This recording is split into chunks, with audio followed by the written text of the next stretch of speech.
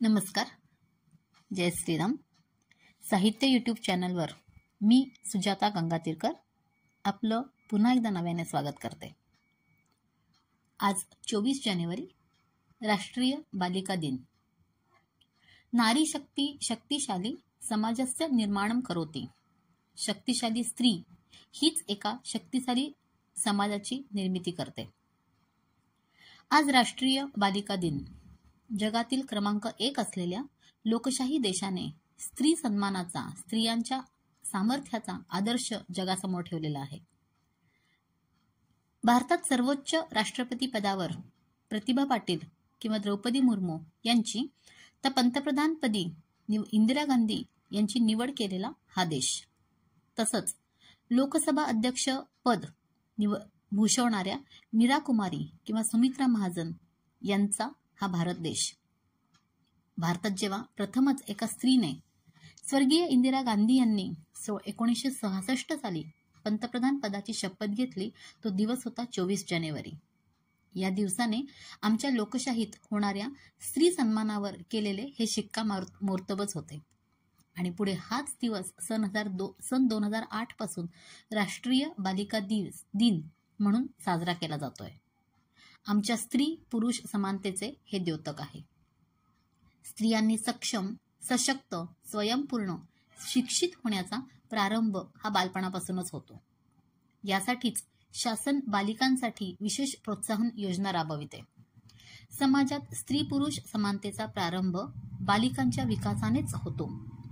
बेटी बचाव बेटी पढाव यासारख्या अनेक योजना त्यांच्या विकासासाठी राबवल्या जातात.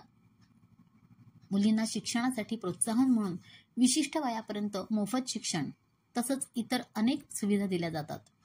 समाजात असे कोणतेही क्षेत्र राहू नये की ज्यामध्ये स्त्रियांना बरोबरीचे स्थान नाही, यासाठी विशेष प्रयत्न केले जात आहेत. म्हणूनच आज प्रत्येकाच क्षेत्रामध्ये स्त्रियांनी खूप उंच अशी भरारी घेतलेली आहे. बालिका सुदृढ, सक्षम, निडर, सुरक्षित तरच देशाचे भविष्य उज्ज्वल असते. बालिकांच्या आहार, शिक्षण,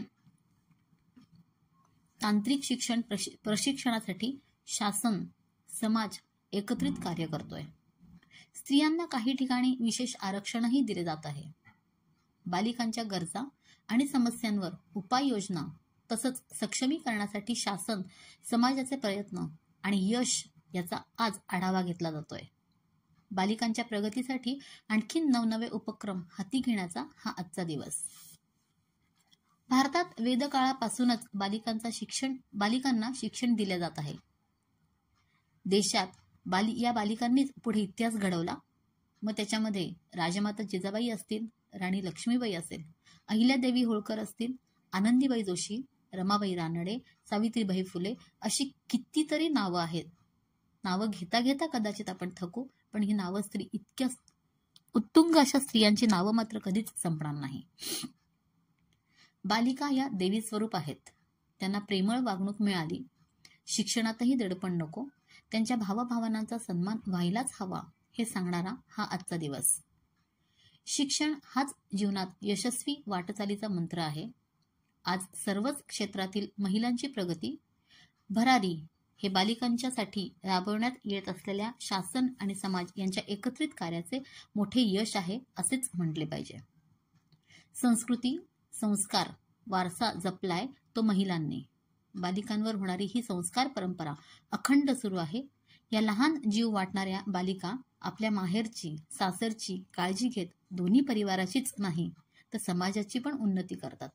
एकाच जन्मात अनेक जन्माचे कार्य करतात आणि ते कार्य करण्यासाठी त्या या एकाच जन्मी जणू सतत फिरून येत असतात.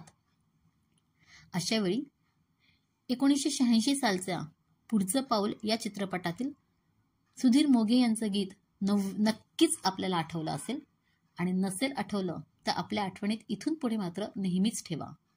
एकाच या जन्मी जणू फिरून नवी जन्मे नमी, स्वप्नाप्रमाणे भासेल सारे, जातील साऱ्या लयाला व्यथा, भवती सुखाचे स्वर्गीय वारे, नाही उदासी ना आर्तता, ना बंधने वा नाही गुलामी, भीती अनामी विसरेन मी, हरवेन मी हरपेन मी तरीही मला लाभेन मी.